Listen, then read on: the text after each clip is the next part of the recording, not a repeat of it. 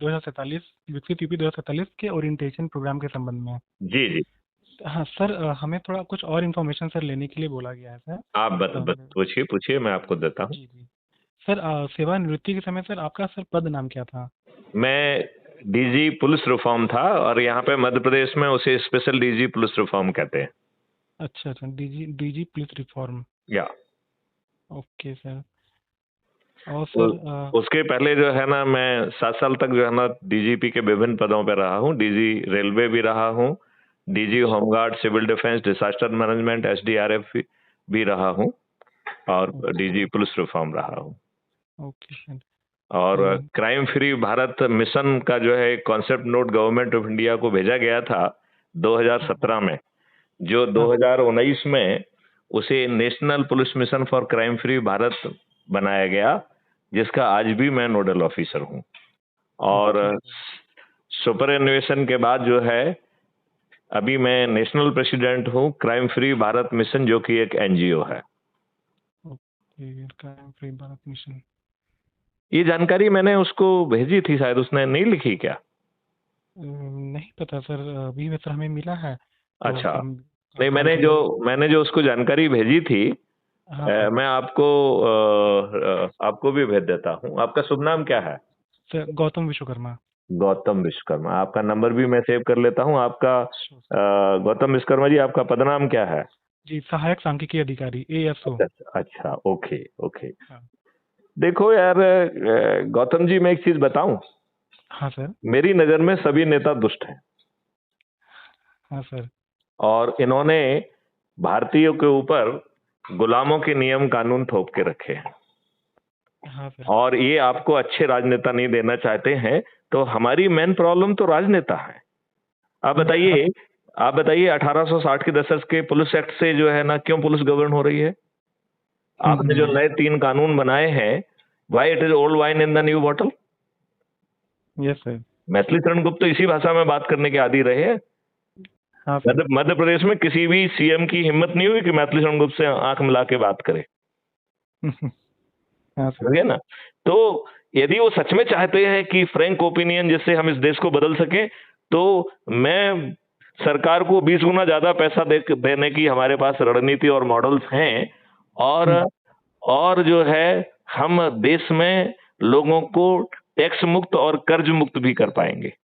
भारत में किसी को कर्ज नहीं लेना होगा फाइनेंशियल इंस्टीट्यूशन से, क्योंकि भारत के हर नागरिक को हम एक कलवृक्ष अकाउंट दे रहे हैं, जहां से जब धन की आवश्यकता होगी तो बिना मांगे मिल जाएगा। और हाँ सर। 5 ऐसे मौलिक अधिकार दे रहा हूं, जिसमें भारत सरकार के खजाने से एक पैसा नहीं लगेगा, कि लोगों को रोजगार का मौलिक अधिकार मिल जाएगा। हाँ सर। रोजगार का मौलिक अधिकार, और रोजगार भी पोटेंशियल का। शिक्षा सर का मौलिक अधिकार, और वो भी उन सबको भी मिलेगा जिसके खीसे में कोई पैसा नहीं है, और कोई कॉम्पिटिटिव एग्जामिनेशन नहीं होगा। भारत के 144 करोड़ लोगों को उनके पोटेंशियल का रोजगार मिलेगा, जिसमें भारत सरकार के खजाने से एक पैसा नहीं लगेगा। हाँ सर। तो इतना अद्भुत भारत अब आपकी योगी जी को चाहिए कि नहीं चाहिए? क्योंकि नहीं अब सर, हर इसीलिए तो सर आप लोग को, सर आप लोग के लिए, इसीलिए सर जो लोग सर रिटायर हो गए हैं, इसीलिए उनका मेन फोकस इसी पे आया कि जिनको एक्सपीरियंस है उनका एक्सपीरियंस यूज किया जाए सर। देखो, आजकल अधिकांश लोग आईएएस आईपीएस भी चाटुकारिता में ज्यादा समय बिताते हैं। मैथिली शरण गुप्त को चाटुकारिता में कोई रुचि नहीं है। जी ना सर। आदित्यनाथ योगी जी की चाटुकारिता करने में रुचि है, और ना ही प्रधानमंत्री नरेंद्र मोदी जी की। जी सर। तो हमारा तो ये है कि यदि योगी जी सुनना चाहते हैं, तो मैं तो करके दिखाने की स्थिति में हूं। Yes sir. समझ गए ना? मेरे हाँ पास सर। ऐसे मॉडल हैं कि आपकी जनसंख्या पॉलिसी सफल हो जाएगी। क्योंकि देखिए, जनसंख्या आपकी इसलिए सफल नहीं हो रही है क्योंकि आपने जनसंख्या का जो बढ़ाने का कारण नहीं समझा है। जनसंख्या बढ़ाने का कारण राजनीतिक है। तो हाँ सर। जो व्यक्ति 2 से अधिक लड़के बच्चे पैदा करेगा, उसके माँ बाप को जो है 10 साल का वोटिंग राइट सस्पेंड हो जाएगा, whatever is there as. Yes sir. और जो बच्चा होगा उसे वोटिंग राइट 10 साल बाद मिलेगा, तो बाकी लोगों को 18 साल के बाद मिलेगा। जो बच्चा तीसरा या और चौथा होगा तो उसे 20 साल के बाद मिलेगा। 5वां बच्चा होगा तो 30 साल के बाद मिलेगा। हम्म। और जैसे जैसे जो है ना बच्चा बढ़ेगा, इनका सस्पेंशन भी बढ़ेगा। मतलब माता पिता का सस्पेंशन, यदि मान लो तीसरा बच्चा है तो 10 साल, यदि चौथा बच्चा है तो 20 साल, पांचवा बच्चा है तो 30 साल। समझ रहे ना? हाँ सर। तो जो आज पॉलिटिकल कारण से जनसंख्या बढ़ रही है, और देखिए चारों तरफ जो है ना अंधकार है, जिसके पास जितना बाहुबल मच रहा है वो आज ग्राउंड पर नौटंकी कर रहा है। मतलब आपकी पुलिस क्या सुनवाई कर रही है? आपकी पुलिस में औकात है कि सही विवेचना कर ले? सर इस पे सर कमेंट तो हम नहीं कर सकते सर। नहीं, लेकिन मैं तो कर सकता हूं ना। हाँ सर, आप कर सकते हैं सर। मैं आपको एक चैनल बता रहा हूं, जिसका नाम है crime free Bharat mission YouTube channel. हाँ सर। इसको सर्च करके जरा सुनना। आपको मैथिली गुप्त का जो है ना, इसमें 10,000 से अधिक वीडियो है जो बता रहे हैं कि देश बदल जाएगा, जो ये भी बता रहे हैं कि यदि राजनेता नहीं चेतेंगे तो सभी राजनेता और सभी राजनीतिक पार्टियां विलुप्त हो जाएंगी। इतनी बड़ी घोषणा करने की औकात आज तक किसी की नहीं हुई है। सर क्राइम फ्री भारत नाम है? Crime free Bharat mission, crime free Bharat लिखेंगे तो भी आ जाएगा। ओके 10,000 से अधिक वीडियो है। Okay sir. यदि आप भेज दीजिए अपने योगी जी को, वो भी सुन ले। सर जरूर सर। है ना? सर आपके बात से ये समझा sir, people are poor not because of they are too many, they are too many क्योंकि वो पुअर हैं। और क्यों पुअर है सर? हमारी जो नहीं, वही है आप कंडीशन। पुअर इसलिए हैं क्योंकि आप अंतरराष्ट्रीय षड्यंत्र के शिकार हैं। शिकार हैं। अब आप देखिए, माननीय नरेंद्र मोदी जी ने 38,000 करोड़ की जो है ना करेंसी छापी। उस करेंसी के लिए रिजर्व मेंटेन करने के लिए आपने इंटरनेशनल बैंक से लोन लिया, जिसकी आपको सर्विसिंग भी करना पड़ रही है। मतलब बिना किसी कारण के हम अपने भारतीयों को कर्ज में दबा रहे हैं।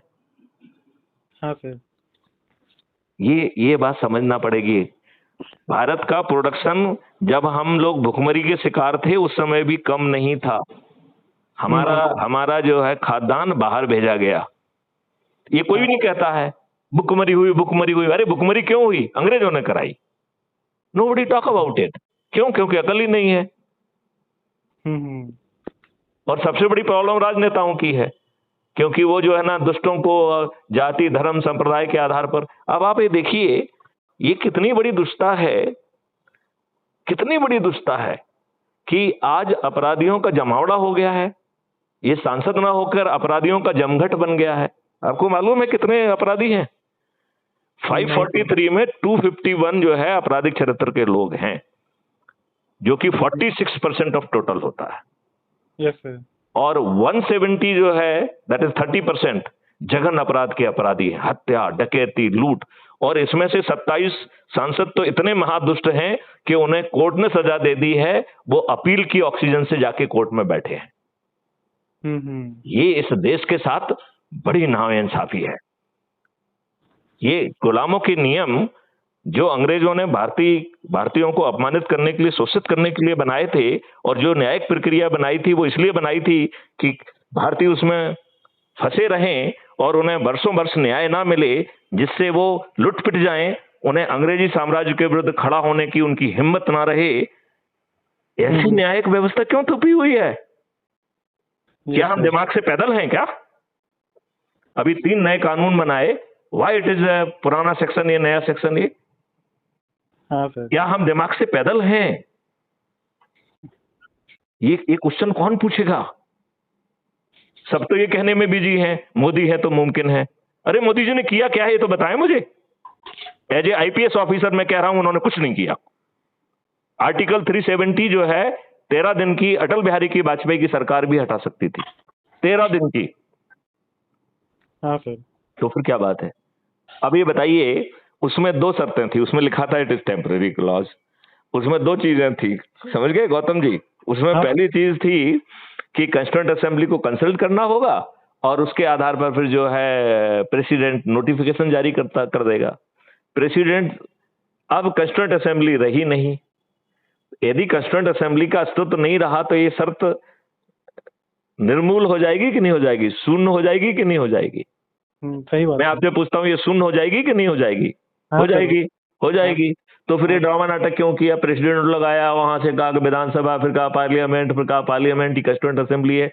हम स्टेट भी क्यों नहीं कह रहे हैं कि there is no constituent assembly, hence consultation of the constituent assembly is not required, it is null and void. तो फिर इसके बाद क्या रह गया? केवल जो है प्रेसिडेंट का नोटिफिकेशन। प्रेसिडेंट नोटिफिकेशन कब जारी करता है? जब जो है कैबिनेट किसी प्रपोजल को, मसौदा को अप्रूव करके भेजती है। तो वो तो 13 दिन की अटल बिहारी वाजपेयी की सरकार भी कर सकती थी। आपको जो दूसरा आर्टिकल 35A हटाया, do you know article 35A कभी पार्लियामेंट में नहीं गया है। हाँ सर। तो जवाहरलाल नेहरू जो कि बढ़ चढ़ के संविधान की फ्रेमिंग में हिस्सा लिया, क्योंकि उसको जो है ना अंग्रेजों को ये सुनिश्चित करना था कि हम जो गवर्नमेंट ऑफ इंडिया एक्ट है 1935 उसका अधिक से अधिक हिस्सा जो है ना वो संविधान में घुसेड़ दें, तो इसलिए इन्होंने बढ़ चढ़ के हिस्सा लिया। क्या जवाहरलाल नेहरू को नहीं मालूम था कि बिना पार्लियामेंट के अनुमोदन की कोई आर्टिकल पैदा नहीं हो सकता है? तो आर्टिकल 35A कैसे पैदा हो गया? आपको मालूम है 2014 में एक PIL सुप्रीम कोर्ट में लगाई गई जिसमें यही कहा गया कि हमारे संविधान ने राष्ट्रपति को शक्ति नहीं दी है कि वो अपने नोटिफिकेशन से किसी आर्टिकल को पैदा कर दें। लिहाजा जो आर्टिकल 35A पैदा किया है वो असंवैधानिक है, क्योंकि ये कभी पार्लियामेंट में नहीं गया है। आप समझ रहे हैं? हाँ सर। तो मैं एक बहुत छोटी सी बात कह रहा हूं, बहुत ही छोटी सी बात कह रहा हूं। जब जो है 5 साल तक लगातार कोर्ट जो है केंद्र सरकार को ये नोटिस देती रही कि आप इसकी वस्तुस्थिति बताइए, यदि हम सुप्रीम कोर्ट को ये बताते कि ये कभी पार्लियामेंट नहीं गया है और नियमानुसार पार्लियामेंट में बिना जाए राष्ट्रपति का कोई भी नोटिफिकेशन अनकॉन्स्टिट्यूशनल है, तो आपको नहीं लगता है कि सुप्रीम कोर्ट उसी दिन इसको शून्य घोषित कर देती? आपको क्या लगता है? हाँ पक्का कर देती। हाँ सर। तो माननीय नरेंद्र मोदी जी को आर्टिकल 35A जनवरी 2019 में हटाने की क्रेडिट दी जाए, या 5 साल तक मौन व्रत धारण करके 5 साल इसे एक्सटेंडेड रखने के लिए उनकी निंदा की जाए? इस भाषा में बात करने की जरूरत है तो हम इस देश को बदल सकते हैं। चाटुकारिता से देश नहीं बदलेगा। नहीं बदलेगी, सही बात है सर। अब इस भाषा में सुनना है तो मुझे बुला लेना, नहीं तो अपना और खुद का समय व्यर्थ मत करना। नहीं सर, हमें सर तो आदेश हुआ है सर 3-4 सर जो डिटेल्स हैं सर, बस हमको सर वो जानना था।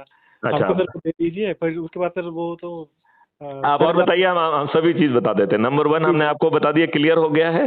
सेवानिवृत्ति के समय सर विभाग में पुलिस विभाग में था, DG पुलिस रिफॉर्म था। जी सर। ओके। और पता सर अभी वर्तमान में सर कहाँ रहते हैं? मैंने उसमें लिखा हुआ है IPS बंगला नंबर 12 दानिश कुंज 3। वो उसमें आपके पास नहीं भेजा क्या उसने? नहीं सर, मेरे पास नहीं आया सर। ओके, तो ये सर बोल दीजिए, मैं लिख लेता हूँ। बंगला नंबर 12, IPS बंगला नंबर 12 पूरा नाम उसका है। IPS बंगला नंबर 12 दानिश कुंज 3